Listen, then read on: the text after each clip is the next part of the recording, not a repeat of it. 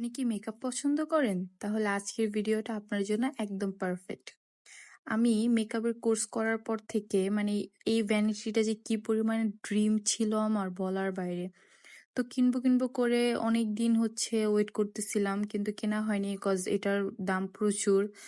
তো আমি একটা পেজে হচ্ছে মানে অনলাইন পেজ থেকে খুব মানে আমার বাজেটের মধ্যে পেয়ে যাওয়াতে আমি হচ্ছে ভ্যানিটিটা নিয়ে নেই।